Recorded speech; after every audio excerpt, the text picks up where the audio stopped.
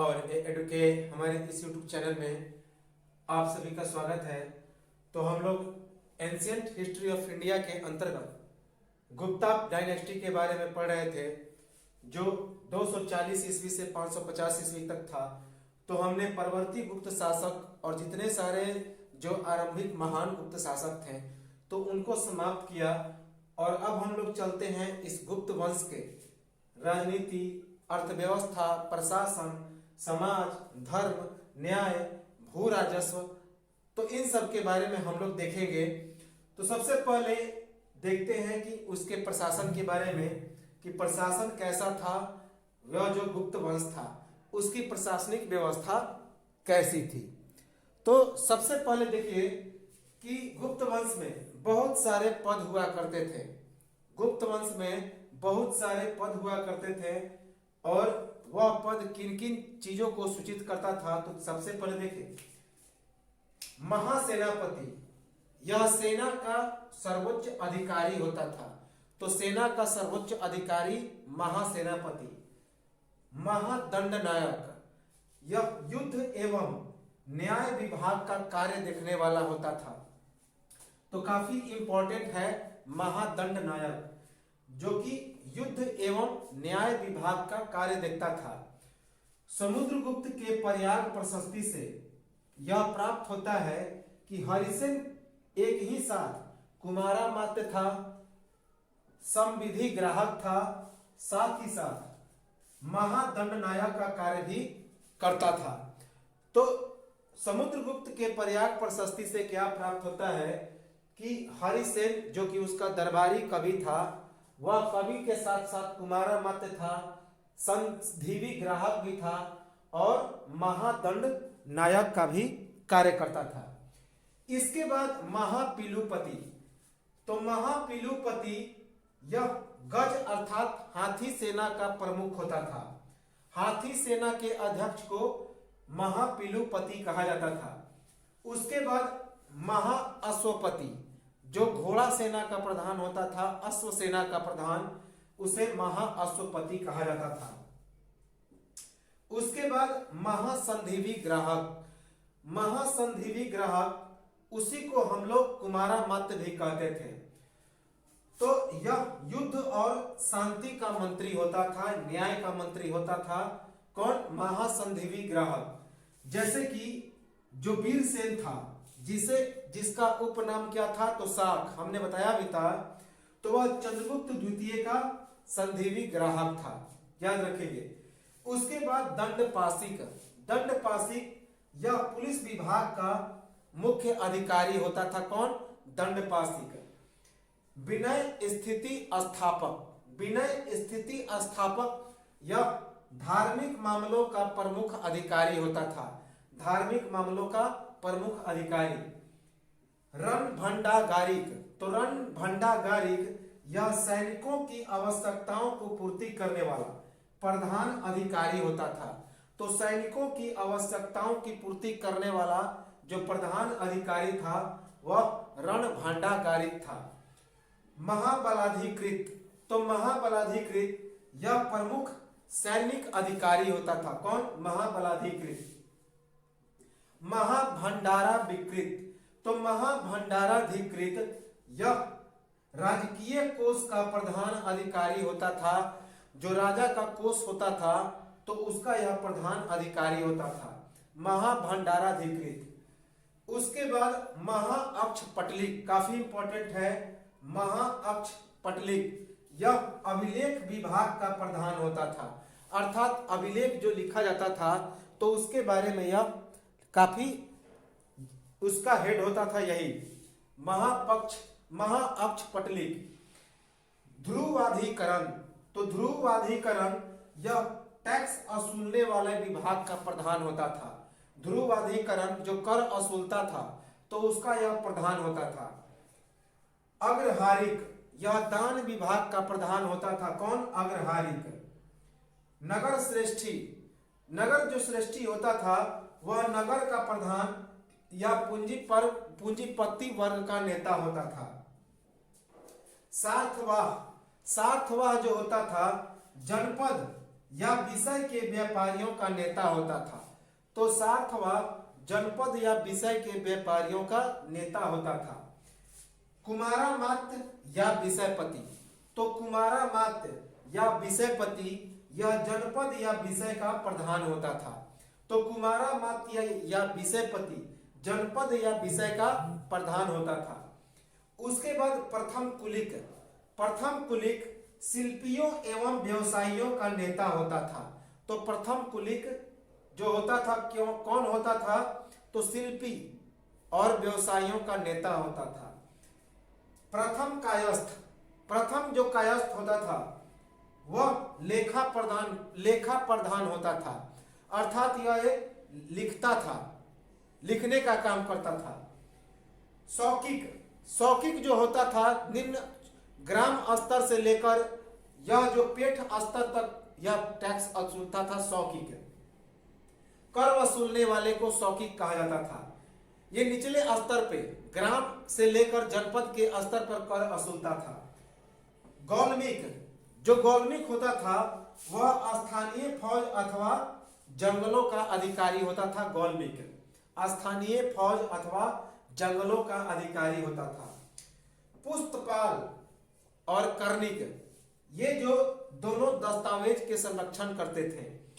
तो पुस्तपाल और कर्णिक दस्तावेजों का संरक्षण करते थे। तो ये तो था कुछ सदस्य और कुछ विभाग। अब हम लोग देखते हैं इसके प्रशासनिक विभाजन पर कि प्रशासनिक विभाजन कैसा था। तो सबसे पहले राजा सबसे ऊपरी श्रेणी पर था। साम्राज्य का यह सर्वोच्च न्यायाधीश होता था। इसे गोप्ता भी कहा जाता था। तो याद रखेंगे कि साम्राज्य जो राजा होता था, जो शासक होता था, उसे गोप्ता भी कहा जाता था। और यह क्या होता था कि न्याय विभाग का सर्वोच्च न्यायाधीश होता था, साम्राज्य का सर्वोच्च न्यायाधीश होता था और सबसे ऊपरी पायदान पर होता था गोप्ता। उसके अंदर में राष्ट्र या प्रांत होते थे। तो उसके अंदर में राष्ट्र या प्रांत होते थे जिसे देश, भुक्ति या अवनी भी कहा जाता था। तो राजा के अंदर में राष्ट्र या प्रांत होते थे जिसे देश, भुक्ति या अवनी कहा जाता था। यह प्रशासन की सबसे बड़ी इकाई होती थी। तो प्रांत प्रशासन की सबसे बड़ी इकाई होती थी और इसका शासन स्वयं सम्राट के द्वारा होता था। इसका शासन स्वयं सम्राट के द्वारा होता था। फिर भी इसके अंदर में बहुत सारे गवर्नरों की नियुक्ति होती थी। इसके बाद जनपद, जनपद को विषय कहा जाता था। तो जो जनपद या जिला होता था उसको विषय कहा जाता था और इसका जो प्रधान होता था उसे कुमारामात्य या विषयपति कहा जाता था। तो विषय का प्रधान विषयपति या कुमारामात्य होता था। जो जनपद होता था या विषय होता था वह विधि में बटा होता था। विधि में, विधि अर्थात उप जिला में, जिसे आज ब्लॉक कहा जाता है। तो यह जनपद या जिला या विषय विधि में बटा होता था, अर्थात यह उप जिला में बटा होता था, जिसे नगर प्रशासन भी कहा जाता था। इसके प्रधान को पुरपाल कहा जाता था। तो इसके प्रधान को पुरपाल कहा जाता था और यह कुमारामात्य की श्रेणी का एक अधिकारी होता था। तो जो पुरपाल होता था वह कुमारामात्य की श्रेणी का एक अधिकारी होता था। यह जो विधि होता था, विधि किसमें बटा होता था, तो पेठ में। तो विधि पेठ में बटा होता था। पेठ अर्थात ग्राम समूह। तो गांवों के समूह को पेठ कहा जाता था और यह जो ग्राम समूह होता था वह ग्राम में बटा होता था। ग्राम समूह के अंदर में ग्राम आते थे और यही जो ग्राम होता था प्रशासन की सबसे छोटी इकाई होता था। याद रखेंगे कि पेठ अर्थात ग्राम समूह ग्राम में बटा होता था और यह प्रशासन की सबसे छोटी इकाई होती थी। तो इस प्रकार के प्रांत, प्रांत के अंदर में विषय, विषय के अंदर में विधि, विधि के अंदर में पेठ और पेठ के अंदर में ग्राम। तो यही विभाजन था। याद रखेंगे कौन, पहले प्रांत, प्रांत के अंदर में विषय, विषय के अंदर में विधि, वीथी के अंदर में पेट और पेट के अंदर में ग्राम। तो इसी प्रकार से विभाजन हुआ था किसका, तो गुप्त वंश का प्रशासन। जूनागढ़ अभिलेख में सौराष्ट्र को देश की संज्ञा बताया गया है। तो जूनागढ़ अभिलेख में जो गुजरात का सौराष्ट्र है उसे क्या कहा गया, तो उसे देश कहा गया। कब, गुप्त साम्राज्य में। चंद्रगुप्त प्रथम के एक अभिलेख में सुकृति अर्थात महाभारत नामक एक देश का उल्लेख है। तो चंद्रगुप्त प्रथम के एक अभिलेख में सुकृति अर्थात महाभारत के नामक एक देश का उल्लेख है। याद रखेंगे, इंपॉर्टेंट है कि चंद्रगुप्त के जो अभिलेख था उसमें सुकृति अर्थात महाभारत नामक एक देश का उल्लेख है। इसमें जो भूमि का प्रशासन होता था वह किसके द्वारा होता था, तो उपरिक। भूमि का प्रशासन उपरिक के द्वारा होता था, जिसे उपरिक महाराज या सम्राट, अर्थात पूरा भूभाग का मालिक तो सम्राट ही होता था। और जब इस भूमि का प्रशासन करता था तो इसे उपरिक या उपरिक महाराज कहा जाता था। अभिलेखों के अनुसार सौराष्ट्र के गुप्ता पर्णदत्त की नियुक्ति स्वयं गुप्त सम्राट के द्वारा, और उस समय वह गुप्त सम्राट कौन था, तो स्कंदगुप्त।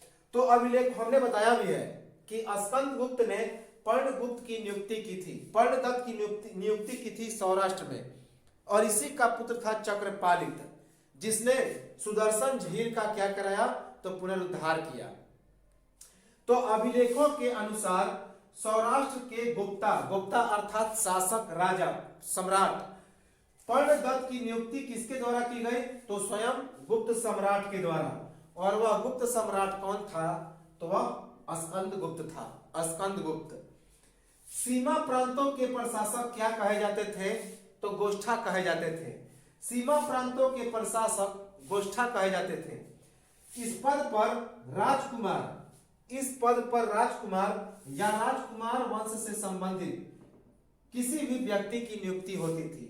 तो गोष्ठा जो पद होता था, जो कि सीमा प्रांत का प्रशासक होता था, तो इस पद पर राजकुमार या राजकुमार वंश से संबंधित किसी व्यक्ति की नियुक्ति होती थी, और इनकी नियुक्ति 5 वर्षों के लिए होती थी। इनकी नियुक्ति कितने वर्षों के लिए होती थी, तो 5 वर्षों के लिए।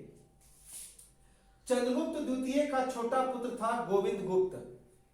यह 3 भुक्ति जो वर्तमान में आधुनिक दरभंगा है, तो वहां का प्रशासक या राज्यपाल था। यह चीज हम लोग जानते भी हैं कि चंद्रगुप्त द्वितीय के समय उसका छोटा भाई, जो सौतेला भाई था, छोटा भाई गोविंद गुप्त, वह तीरभुक्ति जिसे वर्तमान में दरभंगा कहा जाता है, तो वहां का राज्यपाल या प्रशासक था। तथा कुमार गुप्त का प्रथम पुत्र घटोत्कच गुप्त पूर्वी मालवा का राज्यपाल था, जबकि कुमार गुप्त प्रथम का राज्यपाल कौन था, उत्तरी बंगाल का प्रशासक था। तो चंद्रगुप्त द्वितीय का छोटा पुत्र गोविंद गुप्त तीरभुक्ति अर्थात जो कि वर्तमान दरभंगा है, उसका राज्यपाल या प्रशासक था, जबकि कुमार गुप्त का प्रथम पुत्र घटोत्कच गुप्त वह पूर्वी मालवा का राज्यपाल था, जबकि कुमार गुप्त प्रथम का राज्यपाल कौन था, तो उत्तरी बंगाल का प्रशासक था। कुमार गुप्त प्रथम के मंदसौर अभिलेख में लाटा नामक एक विषय का उल्लेख है। लाटा नामक विषय अर्थात जिले का उल्लेख है, जनपद का उल्लेख है। किसके अभिलेख में, तो कुमार गुप्त प्रथम के मंदसौर अभिलेख में। हुण शासक तोरमान के समय के एरन बराह अभिलेख में एरी किरण विषय का उल्लेख किया गया है। तो हुण शासक तोरमान के समय के एरन बराह अभिलेख में एरी किरण नामक एक विषय का उल्लेख किया गया है। एरी किरण एक विषय था अर्थात एक जिला था। तो यह किसमें बताया गया है, तो हुण शासक तोरमान के समय एरन बराह अभिलेख में। अंतर्वेदी विषय जो गंगा जमुना का दोआब होता था उसे अंतर्वेदी कहा जाता था। तो अंतर्वेदी विषय की नियुक्ति स्वयं स्कंदगुप्त के द्वारा की गई थी। तो जो अंतर्वेदी जिला था, विषय था, उसकी नियुक्ति स्वयं स्कंदगुप्त ने की थी। विषयपति के अधीन कौन कौन से कर्मचारी काम करते थे? तो शौकिक, गौलमिक, पुस्तपाल और कर्णिक। तो विषयपति के अधीन शौकिक, गौलमिक, पुस्तपाल और कर्णिक काम करते थे। तो अभी हमने बताया कि जो शौकिक होता था, शौकिक कौन होता था?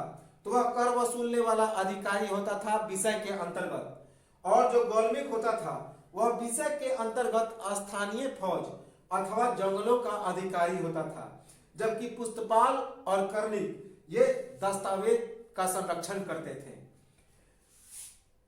विषयपति का प्रधान कार्यालय क्या कहा जाता था? तो अधिष्ठान कहा जाता था। तो विषयपति का जो हेड ऑफिस होता था, प्रधान कार्यालय, उसे अधिष्ठान कहा जाता था। याद रखेंगे, अधिष्ठान। इसके बाद जो अभिलेखों को विषयपति के सहयोग हेतु कुछ समिति होते थे। तो विषयपति के सहयोग करने के लिए कुछ समिति होते थे, और उन समितियों के सदस्य क्या कहे जाते थे? तो विषय महतर कहे जाते थे। विषय महतर या महतर, इसमें 4 प्रकार के सदस्य आते थे। कौन? नगर श्रेष्ठी, सार्थवाह, प्रथम कुलीक और प्रथम कायस्थ। तो विषयपति के सहयोग के लिए एक समिति का गठन किया होता था, जिसके सदस्य विषय महतर कहे जाते थे। इसके अंतर्गत 4 प्रकार के सदस्य आते थे: नगर श्रेष्ठी, सार्थवाह, प्रथम कुलीक और प्रथम कायस्थ। अभिलेखों को सुरक्षित रखने वाला अधिकारी क्या कहा जाता था? तो प्रस्थपाल कहा जाता था। तो जो अधिकारी अभिलेखों को सुरक्षित रखता था उसे प्रस्थपाल कहा जाता था। विधि की समिति में भूस्वामी एवं सैनिक कार्य से संबद्ध व्यक्ति। तो जो विधि का समिति होता था उसके अंतर्गत कौन कौन से लोग आते थे? तो भूमि के स्वामी, भूस्वामी और सैनिक कार्य से संबंध रखने वाले व्यक्ति आते थे। उसके बाद खो अभिलेख में कर्णाग पेठ के अंतर्गत ओपनी नामक ग्राम की चर्चा है। तो खो अभिलेख में कर्णाग पेठ अर्थात एक ग्राम समूह था कर्णाग, उसकी चर्चा की गई है खो अभिलेख में, और इसके अंतर्गत एक ओपनी नामक ग्राम की चर्चा की गई है खो अभिलेख में। ओपनी। नगरों के प्रशासन का जिम्मा किसके द्वारा होता था? तो नगर महापालिकाओं के द्वारा। तो नगरों के प्रशासन का जिम्मा किसके हाथ में था? तो नगर महापालिकाओं के हाथ में। उसके बाद जूनागढ़ अभिलेख के अनुसार, जूनागढ़ अभिलेख के अनुसार गिरनार नगर का जो पुरपाल था वह कौन था? तो चक्रपालित था। हमने बताया भी है कि जूनागढ़ अभिलेख में क्या लिखा गया है? तो वही जो सुदर्शन झील है उसका निर्माण किसने कराया? तो चक्रपालित ने। जो किसका पुत्र था? तो सौराष्ट्र का जो गवर्नर था पर्णदत्त, जिसकी नियुक्ति स्कंदगुप्त ने की थी। तो जूनागढ़ अभिलेख के अनुसार गिरनार नगर का पुरपाल कौन था? पुरपाल अर्थात प्रशासक, वह चक्रपालित था। ग्राम प्रशासन का कार्य ग्राम सभा के द्वारा देखा जाता था। तो ग्राम प्रशासन का जो कार्य देखता था वह कौन देखता था? ग्राम सभा। याद रखेंगे कि ग्राम सभा के सारे कार्यों का जिम्मा ग्राम सभा के हाथ में था। और ग्राम सभा का मुखिया क्या कहा जाता था? तो ग्रामिक कहा जाता था। जो ग्राम सभा का मुखिया होता था उसे ग्रामिक कहते थे। उसके बाद जो ग्राम सभा के सदस्य होते थे वे कौन कौन होते थे? तो महतर कहे जाते थे। इनके द्वारा प्रतिष्ठित एवं कुलीन वर्ग का प्रतिनिधित्व किया जाता था। तो ग्राम सभा के सदस्य महतर होते थे, महतर कहे जाते थे। और महतर में प्रतिष्ठित एवं कुलीन वर्ग के लोग शामिल होते थे। इन महतर में जो प्रतिष्ठित व्यक्ति होते थे, जो कुलीन व्यक्ति होते थे, उन्हीं को इसमें रखा जाता था, महतर के सदस्य होते थे। कुछ गुप्तकालीन अभिलेखों में ग्राम सभा का नाम ग्राम जनपद एवं पंचमंडली। तो कुछ गुप्तकालीन अभिलेखों में ग्राम सभा को क्या कहा गया है? तो ग्राम सभा को ग्राम जनपद या पंचमंडली कहा गया है। तो काफी इंपॉर्टेंट है कि कुछ गुप्तकालीन अभिलेखों में ग्राम सभा को ग्राम, जनपद और पंचमंडली कहा गया। गुप्तकालीन प्रांत कौन कौन से थे?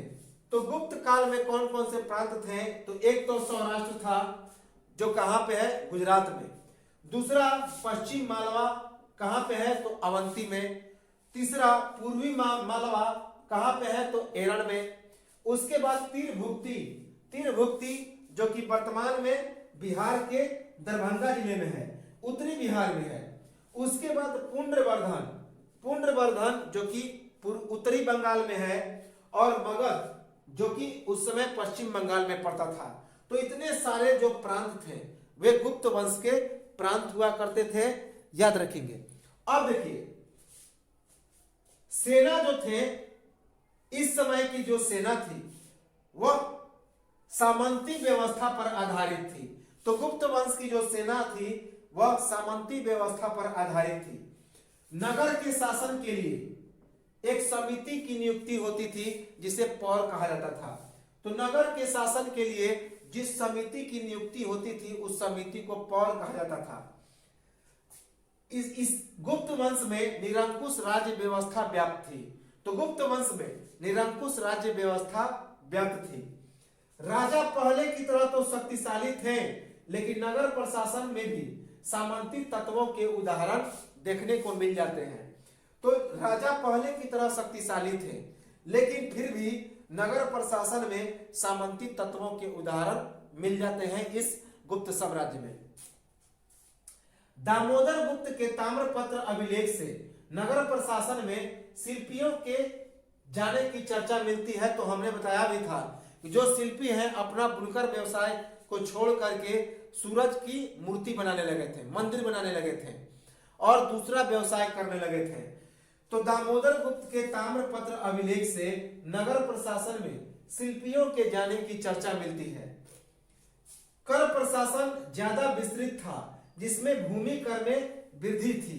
भूमि कर 16 से लेकर 25% तक वसूला जाता था, जो कुल उत्पादन का 1/4 भाग से लेकर 1/6 भाग तक होता था। तो कर प्रशासन जो था, अर्थात जो टैक्स था, वह ज्यादा विस्तृत था, ज्यादा फैला हुआ था। इसमें भूमि कर में वृद्धि कर दी गई थी, जिसमें सबसे ज्यादा कर किसमें वसूला जाता था?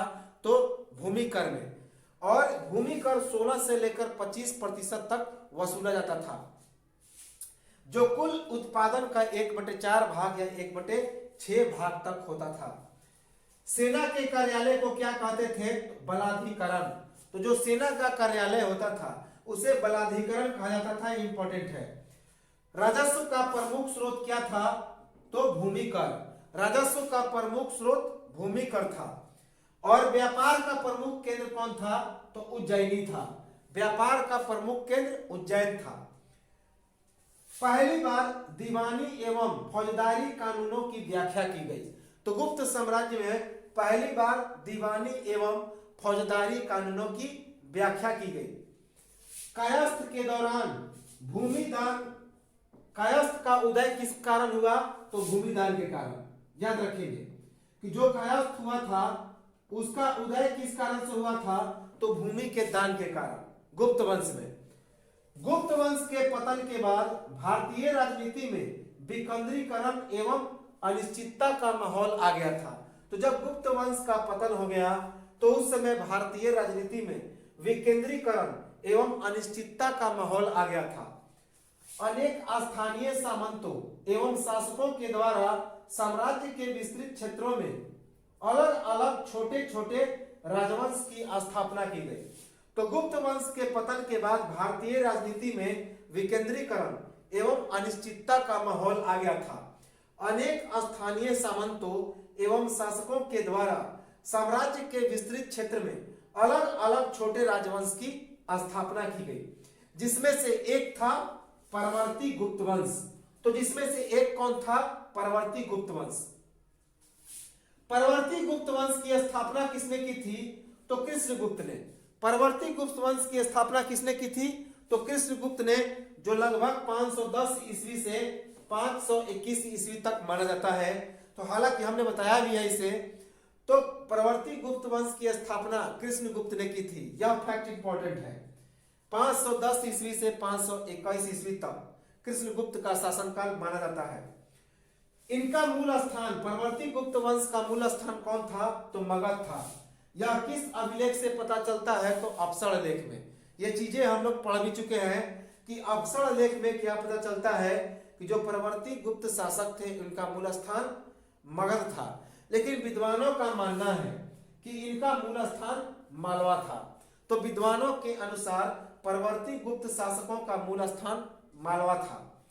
उत्तर गुप्त वंश के 3 शासक हुए थे, हमने बताया भी था, हर्षगुप्त, जीवितगुप्त और कुमारगुप्त चतुर्थ।